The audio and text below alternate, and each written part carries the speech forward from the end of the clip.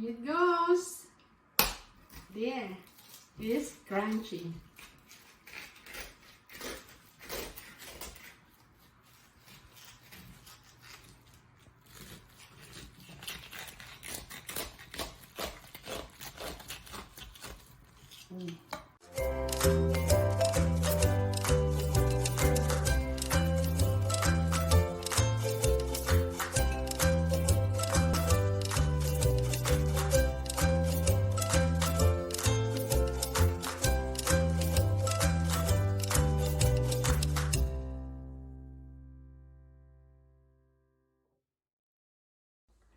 Hello, welcome to Jelly's Kitchen. Today I will share to you how to make a picnic roast without boiling. Back home we call it crispy pata. Okay, of course we need the picnic roast to make a picnic roast. Okay, the way to handle it, it shows on the label. It says this for every pound of the picnic roast, you need to bake it for 45 minutes. And also in handling it, you don't need to wash it. You just have to remove it from the package, which I already did. This is the whole picnic roast.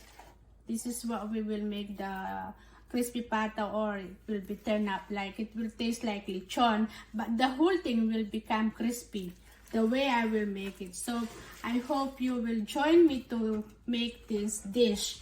The only thing you have to do is to check the excess fat, like this one. We don't need this, so what you have to do is to cut it off like this. So we just don't need more fat because the meat itself is fatty. So now the only thing we need is salt. So you have to salt the whole thing, and we don't need to marinate or wait an hour before cooking it. Okay, in baking it, the top part should be the skin part, and cover it with lots of salt. This is how it will become crunchy. And just make sure, because like I mentioned earlier, we don't need to wash it. All you have to do is to dry it with the paper towel. After adding the salt on top of the skin of the meat, is ready to go to the oven. In the oven, it has to go to 375.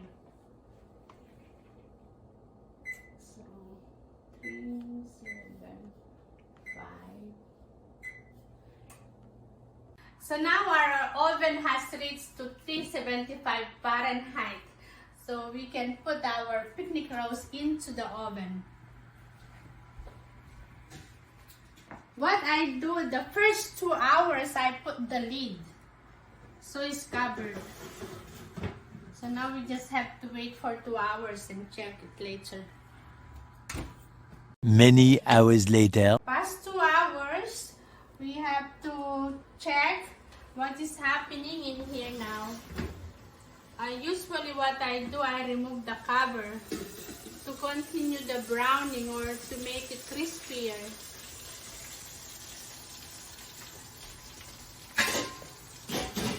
But before we close the oven back, we have to be careful. Do the bracing. This process is called bracing. We have to use this kind of tube and put the oil back into the meat. Be careful, this is very hot. I think I will show you this way so you will see.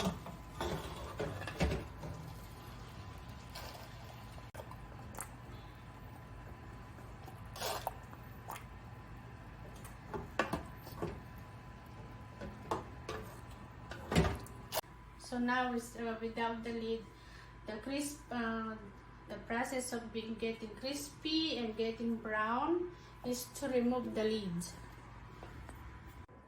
Okay guys, this took more than 3 hours. It's more hours than I expected.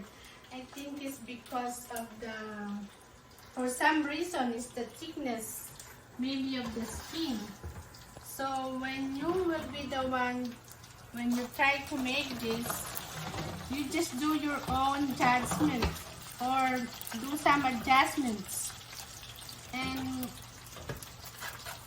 now it's all crispy, but I'm still keep doing the braising. But this is almost done in a few, maybe another 10 minutes. We'll give it another 10 minutes after braising.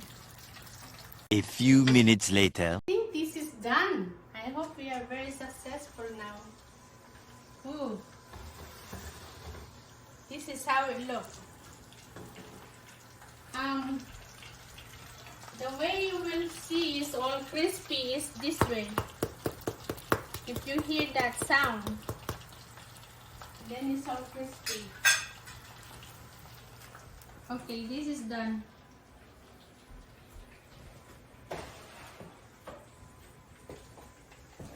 So we just have to wait till it cools down.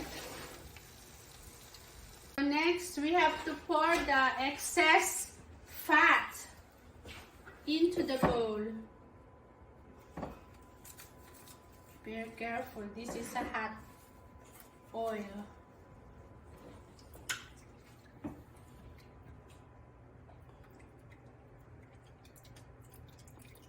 Okay. Okay, here I have 2 cups of cooked rice. And before the rice gets done cooking, I just add the mixed vegetables on top. And then to mix it, you need to use a fork, not a spoon. So the rice is loose.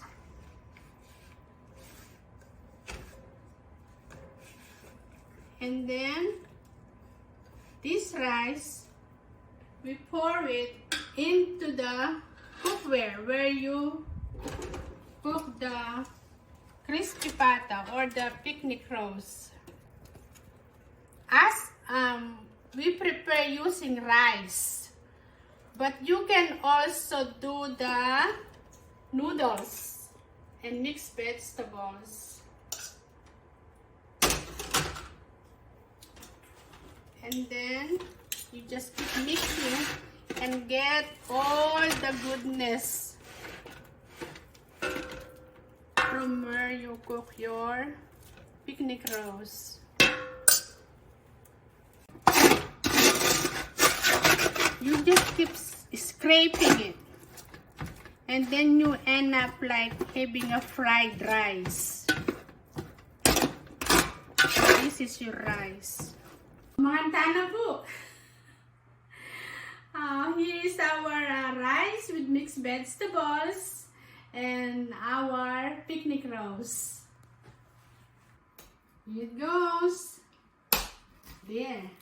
It is crunchy.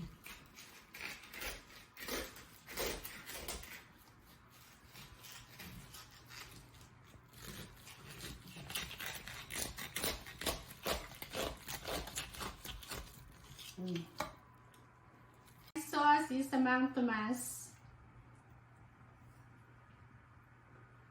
First bite. Oh.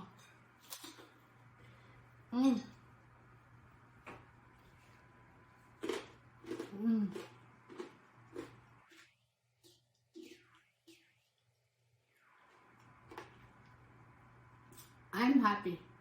It's very crunchy. Although it took more hours than I expected. So if you will do it, you just do your own adjustments.